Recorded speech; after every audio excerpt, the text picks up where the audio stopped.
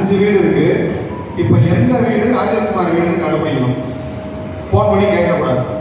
Govindaraj sir சொல்லியாச்சு, sir எது ராஜேஷ்குமார் வீடுன்னு கண்டுபிடிங்க அப்படின்னு. கரெக்டா இந்த வீடு சார் ராஜேஷ்குமார் வீடு அப்படின்னு போய் காலிங்குள் அடிக்கணும்.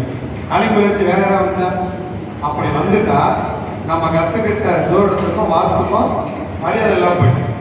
ஒரு விஷயத்த எப்பவுமே டவுட்லேயே இருக்கக்கூடாது, அடிச்சா கிளியரா இருக்கும், அது 100% இருக்கணும்.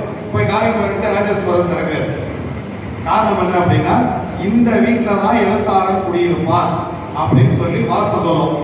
இந்த வீட்டுல மனநிலை பாதிக்கப்பட்டவன் இருப்பான், இந்த வீட்டுல தான் அரசியல்வாதி குடியிருப்பான், இந்த வீட்டில் இருப்பவன் கற்று தேர்ந்தவனாக இருப்பான், இந்த வீட்டில் இருக்கும் பெண் காதலித்து தான் திருமணம் செய்யும், இந்த வீட்டில் இருக்கும் மான் இவ்வளவுதான் சம்பாதிப்பான், இந்த வீட்டில் இருக்கக்கூடிய நபர் இதற்கு மேல சம்பாதிக்கவே மாட்டான் அப்படின்னு சொல்லி நம்ம வீடு சொல்